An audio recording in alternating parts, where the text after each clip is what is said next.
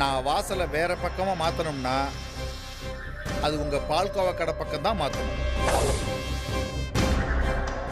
அதனால நீ உன் வீட்டுக்கார்ட்ட பேசி கடையை மட்டும் என் பேருக்கு மாத்தி கொடுத்துட்டா போதும்.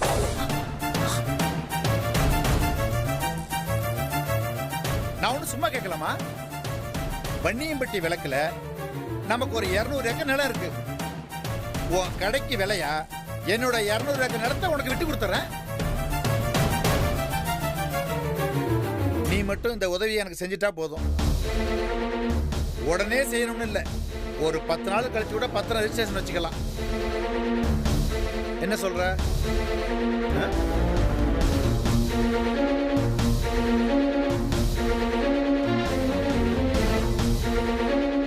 என்னம்மா எதுவும் பதில் சொல்ல மாட்டேங்கிற?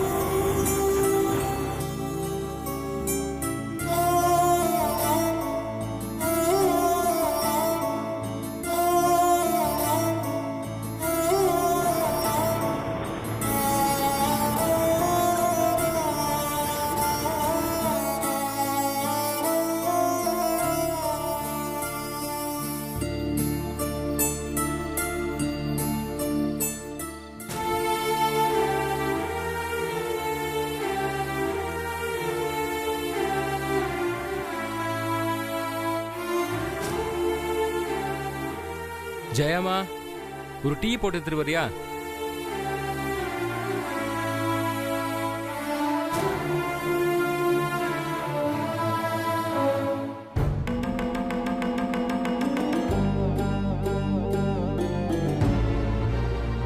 ஜெயா, ஜெயா,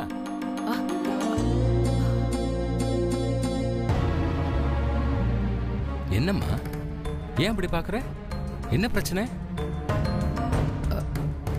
ஒன்றும் இல்லைங்க. இல்ல ஜெயா, ஏதோ ஒண்ணு. எல்லாம் நல்லபடியா நடக்கும். நான் அப்புறமா கூப்பிடுறேன். ஓகே, உட்காருங்கண்ணே. என்னம்மா இப்போ உடம்புக்கு எப்படி இருக்கு? நல்லாதே இருக்கு. நீங்க பேசிட்டு இருங்க, நான் டீ போட்டு எடுத்துட்டு வரேன். உனக்கு எதுக்குமா வீண் சிரமம்? அதெல்லாம் ஒண்ணும் இல்ல, 10 நிமிஷம் தான். நீங்க பேசிட்டு இருங்க, வந்துடுறேன். என்னடா புள்ளை எதுவும் வஞ்சிட்டியா? முகம் வாட்டமா இருக்கு. நான் ஏன்டா வயிறேன்? இது வேற. ஒரு நிமிஷம் இரு, கணக்கு பார்த்து முடிச்சிடுறேன்.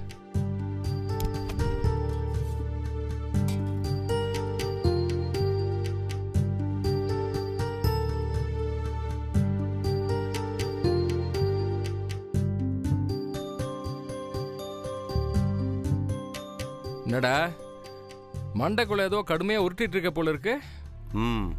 உனக்கு தகவல் தெரியுமா? உன் மூத்த மச்சன ஜெயராம் மகளுக்கு கல்யாணமா? ஓஹோ, என்னடா இப்படி சாதாரணமா ஒரு வாரத்துல சொல்லி முடிச்சிட்ட?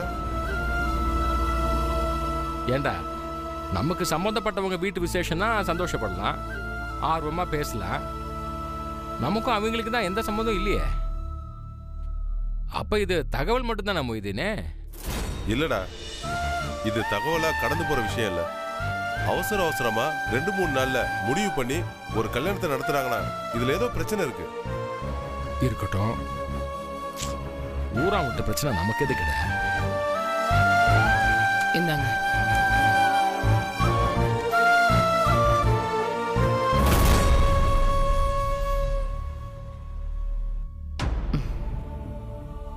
ஒண்ணு இல்ல நடராஜா, அவன் குடும்பத்துல யாருக்கு பிரச்சனைனாலும் நான் அவங்ககிட்ட வந்து பேசிருக்க மாட்டேன்.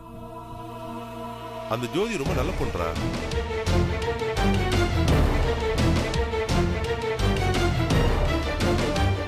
ஒரு நல்ல பையனா பார்த்து கட்டி வச்சாங்கன்னா நானே தேடி போய் வாழ்த்துட்டு வந்துருவேன்.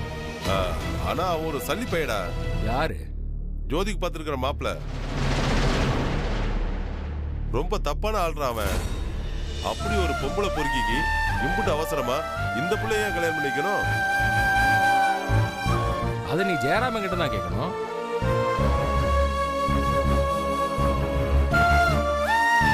எப்படி வெட்டி வெட்டி பேசுறான் பாருமா.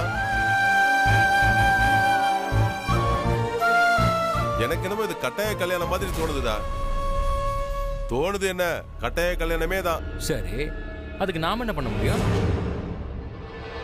கண்ணுக்கு முன்னாடி ஒரு பொம்பளை பிள்ளையோட வாழ்க்கை சீரழிகிறத நம்ம கை கட்டி வேடிக்கை பார்க்கணுமா நடராஜா? கரெக்டு தான். ஆனா அவங்க குடும்பத்துக்கு தான் நம்ம நல்லது செஞ்சா பிடிக்காதே.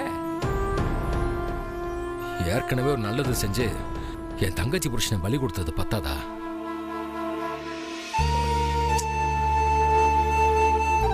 டேய், பழசெல்லாம் யோசிக்க நேரம் இல்லடா. நாம ஏதாவது செஞ்சு அந்த பொண்ணை காப்பாத்தணும்ல. காப்பாத்தணும் எப்படா காப்பாத்துவேன்? படிச்சவன், அதுவும் வக்கீலு, அவனே மனசாட்சியை மூளையை ஒதுக்கிவிட்டு இப்படி ஒரு கல்யாணத்தை அதுவும் சொந்த மகளுக்கே நடத்தி வைக்கிறானா அவன் என்ன செய்யறது?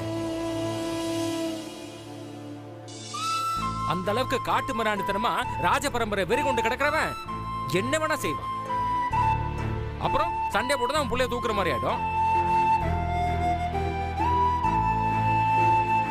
நல்ல காரியத்துக்காக நல்லவங்க கண்ணீரை துடைக்கணும்னு செய்யற எந்த காரியத்தையும் அல்லாஹ் ஆசீர்வதிப்பார்ரா. டே போடா டே, நீ வேற. நான் என்ன 2-3 பசங்களை பெத்து வச்சிருக்கேன்? எங்க 2 பேருக்கும் கொல்லி போட ஒத்த புள்ளைய பெத்து வச்சிருக்கேன். காவாலி பசங்களோட சண்டையை போட்டு அவன் வாழ்க்கையும் கஷ்டப்படுத்த சொல்றியா? மொய்தீனு, ஃபாத்திமா, சோபனா, ஆண்டாளுன்னு நம்மளும் பொம்பளை புள்ளங்களை பெத்தவங்க தான். எனக்கும் ஆதங்கம் புரியாம இல்ல. ஆனா கைக்கு மீறின ஒரு விஷயத்த நாம என்னடா பண்ண முடியும்?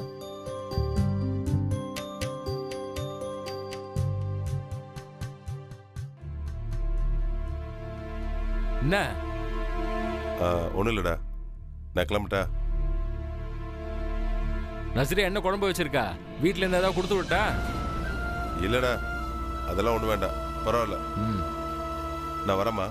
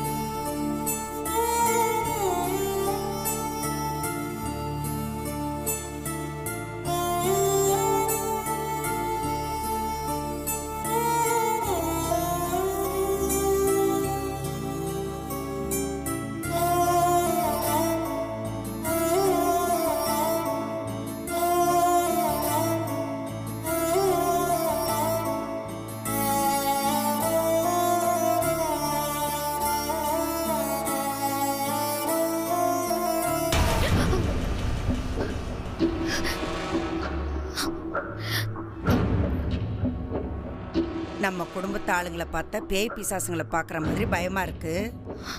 எந்த உறவுலையும் சேராத கழுதைங்களை பார்த்தா பாசம் பொங்கி வழியுதோ?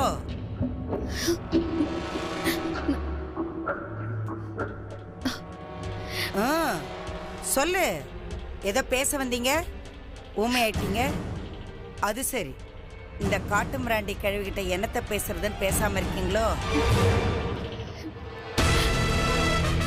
நான் காட்டு மிராண்டி தான்.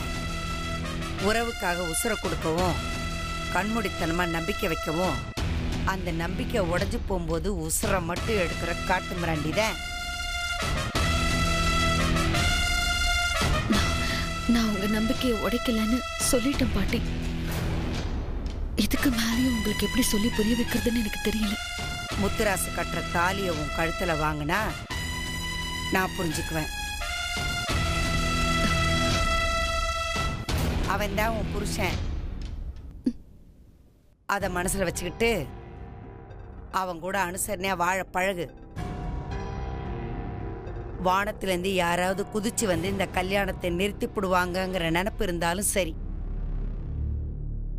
இப்ப கல்யாணத்தை பண்ணிக்கிட்டு நாளை பின்ன விவாகரத்து வாங்கிக்கிட்டு உன் இஷ்டத்துக்கு தெரியலான்னு நினைச்சிருந்தாலும் சரி, அம்புட்டைய பழைய குப்பையை கூட்டி எரிக்கிற மாதிரி எரிச்சுப்பிடு. காலையில கல்யாணம். ராத்திரி ரொம்ப நேரம் கண்ணு முழிக்க வேண்டாம், போய் படுத்து தூங்கு. தூக்கமே வரலனாலும் கண்ணை மூடிக்கிட்டு படுத்துக்கட.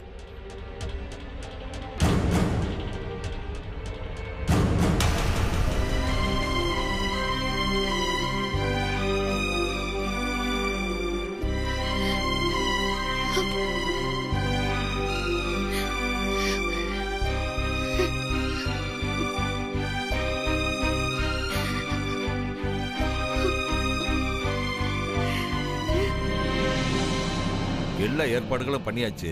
தனியா 2 கார் நிக்குது. எல்லாரையும் தயவு செஞ்சு ப்ராப்பரா கொண்டு வந்து சேருங்க. இதை தவிர நீங்க எதையும் செய்ய வேண்டியதில்லை. காரெல்லாம் ஒரு பிரச்சனை இல்லைங்க, சரியா? யாராவது பிரச்சனை பண்ணி வரதில் குறை சொன்னாங்கன்னா அப்புறம் எனக்கு கெட்ட கோபம் வரும். கொண்டு வந்து சேர்க்க வேண்டியது உன்னுடைய இங்க எடுத்து வரீங்க. இல்ல, எல்லா மண்டபத்துல தான் இருந்துச்சு. இங்க இருந்து போன் பண்ணி கொண்டு வர சொன்னாங்க. யார் கொண்டு வர சொன்னாங்க? நான் தான் கொண்டு வர சொன்னேன். ஏன் அப்பதா கல்யாணத்துக்கு முன்னாடி இங்க ஏதோ ஹோமம் பண்ண போறோமா என்ன? ஹோமம் மட்டும் இல்லையா, கல்யாணமும் இங்கதான் நடக்க போகுது.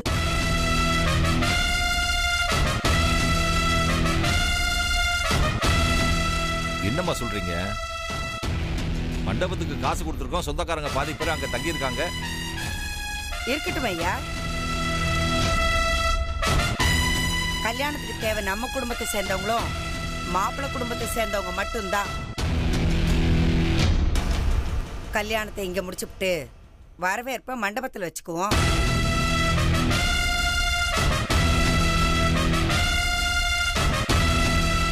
நம்ம சொந்தக்கார பயலுக பூரா தாலி கட்டுறதை பார்க்கலன்னா நம்மளை கொண்டு போடுவானுங்களா?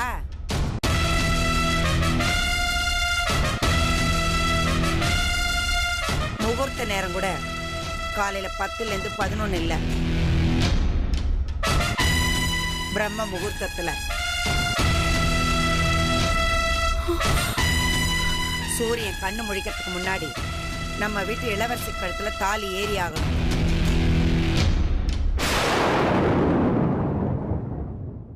எதுக்குமா இப்படி திடீர் மாற்றம்? காரணமாதாயா, 20 வருஷத்துக்கு முன்னாடி அந்த ஓடுகாலியால ஒரு தடவை கல்யாண மண்டபத்துல அம்புட்டு பேர் முன்னாடியே அவமானத்தால தலை கவுந்து நின்னது ஞாபகத்துல வந்தது.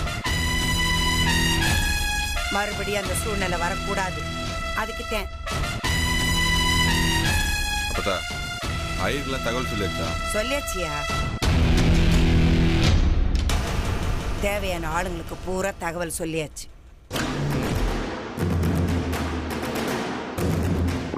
இன்னைக்கு ஒரு ராத்திரி தூக்கத்தை பார்க்காதீயா. தரையில எறும்பு ஊர்னா கூட சந்தேகப்படு.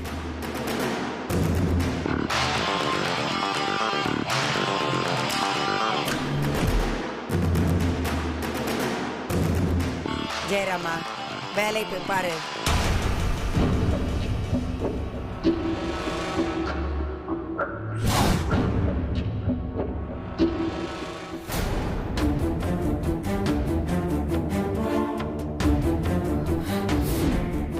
இங்கதானே சார்ஜ் போட்டிருந்தேன், எங்க போச்சு?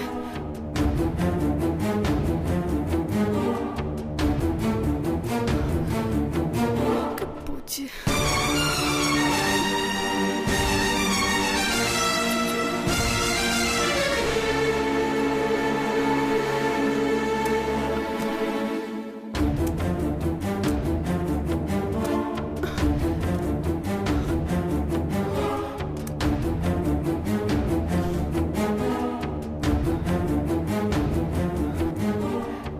எங்க போயிருக்கோம்?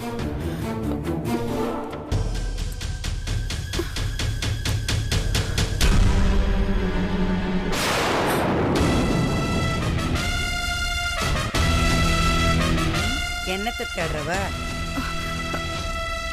அது உன் போன் எங்கன்னு தேடுறியா? ஆமாத்த. ஓ, ஒட்டுமொத்த பேரும் கூடி தேரை இழுத்து திருவிழாவா நடத்தணும்னு ஆசைப்பட்டா நீ தேர் சக்கரத்தடியில கட்டைய போட பாக்குற. இந்த நேரத்துல யாருக்கு போன் பண்ண போற? அது அது வந்து எங்க அம்மாவுக்கு தான் கல்யாண தகவல் சொல்லலான்னு தான். உன் ஆத்தாவால எழுந்திருச்சு நடக்கவே முடியாது. கேள்விப்பட்டதும் பட்டுன்னு எழுந்திருச்சு ஓடி வர போறாளா? அது இல்லத்த, பேத்தி கல்யாணத்தை நேர்ல தான் பார்க்க முடியல. போன்லயாவது என்ன ஏதுன்னு தகவல் கேட்டுக்கிறேன்னு சொன்னாங்க. அதான் அத்த என் போன். காலையில கல்யாணம் முடிஞ்சதும் மொத்த கதையும் ஒரு ஓரமா உட்காந்து உன் ஆத்தாளுக்கு கதை கதையா சொல்லு. இன்னைக்கு ஒரு ராத்திரி இந்த வீட்டுல இருக்கிற யார் போனும் வேலை செய்யக்கூடாது. இந்த வீட்டு சுவத்தை தாண்டி எல்லாரோட மூச்சு காத்து வேணா போய் வரலாம். ஆனா ஒரு சின்ன தகவல் கூட இந்த வீட்டை விட்டு வெளியே போக கூடாது. போத்தா போய் உன் மகளுக்கு நல்லத 4 வார்த்தை சொல்லி தூங்க சொல்லு. போத்தா. உங்களெல்லாம் வச்சுக்கிட்டு ஒரு சின்ன ரகசியத்தை கூட காப்பாத்துறதுக்கு தினம் செத்து பழைக்க வேண்டியதா இருக்கு. போ.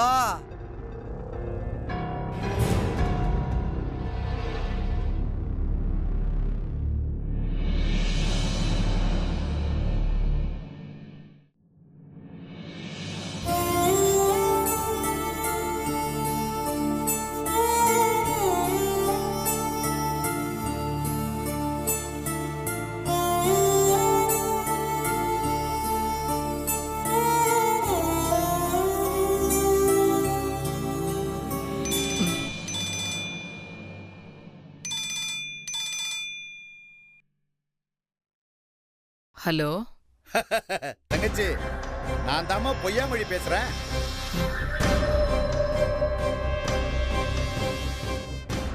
சொல்லுங்கண்ணே. என்னம்மா நான் சொன்னதை யோசிச்சியா? இப்ப மணி 8.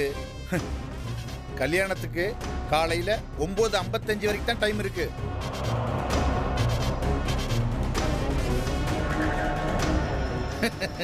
நிப்பாட்டிடுவோமா இல்ல நடக்கட்டுன்னு விட்டுருவோமா? என்னம்மா அமைதியா இருக்கிற? அப்ப உனக்கு கடை தான் முக்கியம், உங்க அண்ணன் மகளோட வாழ்க்கை முக்கியம் கிடையாது. ஹலோ ஹலோ,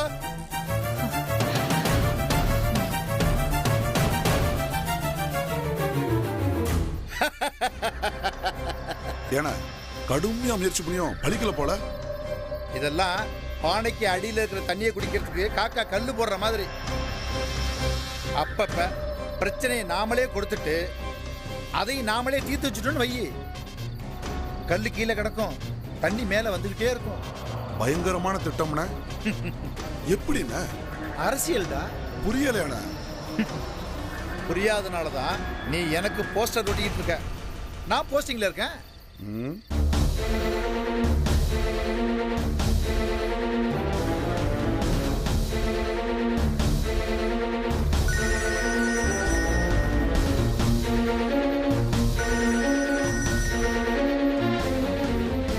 ஜெயலட்சுமி சொல்லுமா. அண்ணே, இன்னைக்கு நான் உங்களுக்கு ரொம்ப தொந்தரவு கொடுக்குறேனோ? என்னம்மா நீ பெரிய வார்த்தைலாம் பேசிட்டு? என்னதான் ஒட்டு இல்ல உறவு இல்லைனாலும் பொம்பளை பிள்ளைங்களுக்கு பிறந்த வீட்டு உறவு அறந்து போயிருமா என்ன? நீ இந்த கல்யாணத்தினை பட்ட தவியா தவிக்கிற. ஆனா என்னாலதான் உதவி செய்ய முடியலம்மா. அண்ணே, நான் சொன்னதை கேட்டு என் வீட்டுக்காரர்கிட்ட வந்து பேசுனதே போதுண்ணே. அண்ணே சொல்லுமா. இன்னும் ஒரு சின்ன உதவிண்ணே. என்னம்மா செய்யணும் சொல்லுமா. என் அண்ணனோட நம்பர் வேணும்ண்ணே. என்ன ஜெயராம நம்பரா? ஆமாண்ணே. அவன் ஒரு படிச்ச காட்டு முன்னாடி பயலாச்சாமா, பட்டுன்னு ஏதாவது பேசிவிடுவாமா? பரவாயில்லண்ணே, பேசிட்டு போட்டோம். அண்ணனுக்கு இல்லாத உரிமையா? எல்லா முயற்சியும் பண்ணி பார்த்துட்டேன்னு, கடைசியா இதையும் செஞ்சு பார்த்துடுறேன்னு. சரிம்மா, உன் இஷ்டம். அப்புறம் நடராஜன் இதை பத்தி எதுவும் பேசுறதாமா? ஆஹா சரிண்ணே. நான் ஜெயராம் நம்பரை உனக்கு மெசேஜ் பண்ணி விடுறேன். ஆ சரிண்ணே.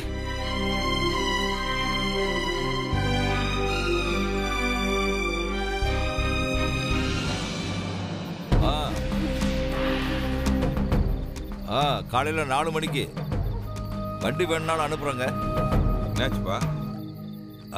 ஐயரு காலையில 4 மணிக்கு எப்படி வரதுன்னு கேட்டுக்கிட்டு இருந்தாரு. நான் வண்டி அனுப்புறதுன்னு சொல்லி டிரைவர் யாருக்கா ஃபோன் அடிக்கும்பா? வேணாம் நீயே போய் கூட்டிட்டு வந்துரு. சரி, நானே ஐயரை சரி, வண்டி எடுத்துட்டு போயிட்டு வா. என் பையனை வந்துடுவான். சரி வச்சிடுறேன்.